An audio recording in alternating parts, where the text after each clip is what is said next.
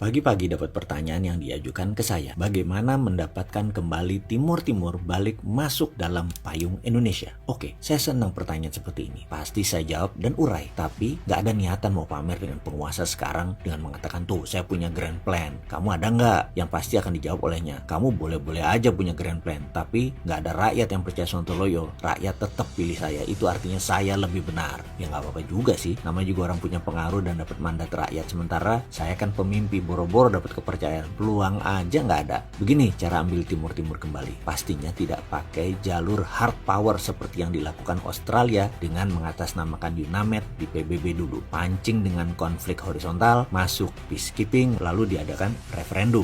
Mau lepas dari Indonesia atau masih mau bergabung dengan Indonesia. Hasilnya 70% ingin lepas dari Indonesia. Lalu berdirilah negara Timor Leste. Itu peran Australia gede banget, 80% barangkali. Bos UNAMED namanya Robert Kingsley sekarang jadi penasihat pertahanan Perdana Menteri Australia. Jago geostrategik. Timor Timur salah satu prestasinya. Setelah itu sedot aset Timor Timur berupa cadangan gas alam di celah timur yang berjumlah 10 triliun kubik feet. Biaya operasional ambil Timor Timur lewat. Untung besar itu Australia. Strategi pengambilan Timor Timur tidak menimbulkan gejolak politik dan gejolak keamanan di kawasan ASEAN. Sama seperti Crimea yang diambil Rusia baru-baru ini. Itu juga yang diskenario-kan kalau pemerintah Indonesia tetap ngotot ganggu pendapatan McMoran dari Freeport, maka Amerika pinjam tangan dengan menciptakan konflik horizontal di Papua. Lalu peacekeeping masuk dari PBB, kemudian referendum. Mau merdeka atau tetap dengan Indonesia? Wih, pastilah pengen merdeka.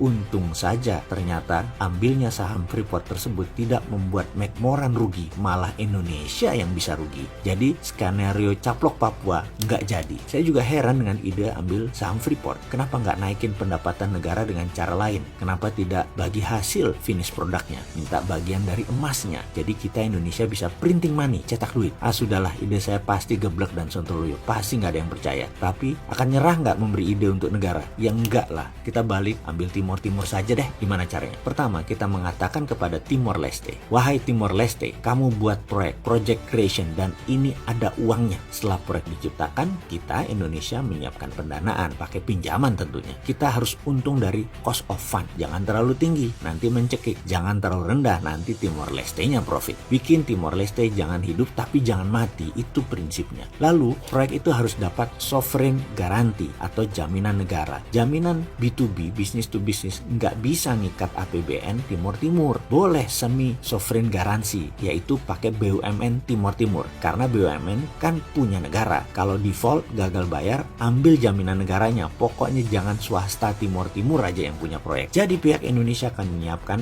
pinjaman, permesinan, tenaga kerja, konstruksi, operation, dan maintenance. Pastikan profit harus pihak Indonesia dulu yang ambil. Proyek harus di stretch, ditarik panjang, harus multi-year, bikin sampai 20 tahun kalau perlu pengembaliannya. Jangan 5 tahun balik modal, supaya Timor Timur kekunci terus. Jadi begitu proyek jalan, maka Timor Leste akan mulai kita ambil uangnya. Pertama, bunga pinjaman. Kedua, pokok pinjaman. Ketiga, profitnya. Keempat, biaya rutin perbaikan dan pemeliharaan. Kelima, tenaga kerja operasionalnya. Keenam, jangan lupa asuransinya, harus asuransi Indonesia. Pokoknya sampai residual derivatif, barang sisa kecil-kecil, ambilin semua. Timor Timur pokoknya hanya pemanfaatan jalanannya saja. Misalnya dengan pembangunan jalan tol, industri di sana seperti pariwisata maju, nggak apa-apa. Pokoknya jangan di proyek yang kita bangun mereka dapat untungnya. Kita tahu bahwa membangun infrastruktur lama hasilnya, dan itu penting. Timor Timur harus bangun sarana dulu kira-kira 4-5 tahun jalan, kita nikmatinlah 5 tahun awal setelah itu. Juga ketika sudah jalan kita lebih menikmati lagi. Tapi kalau tidak jalan atau proyek itu merugi, ini enak, kita ambil. Enaknya karena kita sudah balik modal dalam 5 tahun. Proyek dibikin nyicil multi-year sampai 20 tahun kalau perlu Timor Timur nyicilnya. Project creation tersebut kita idekan terus-menerus ke Timor Timur sebanyak-banyaknya sampai yang nggak perlu-perlu. Seperti punya 2 bandara internasional, bangun terminal, bangun 3 pelabuhan, bangun jembatan ke daerah yang sepi penduduk kalau perlu, pindahin ibu kota juga kalau perlu, bawa pejabatnya, lihat LRT dan MRT di Indonesia biar terpukau, lihatkan pabrik penghasil gerbong kereta kita, buatkan rel kereta keliling Timor Leste, semua dibangun aja. Dan itu versi pertama untuk pasang kaki. Ada versi kedua membuat lebih cepat lagi kuku Indonesia menancap di Timor Timur, lebih dahsyat lagi strategi. Minat untuk tahu? Sebenarnya nggak usah dikasih tahu sih, pasti tahu. Kita coba merenung apa yang terjadi di Indonesia.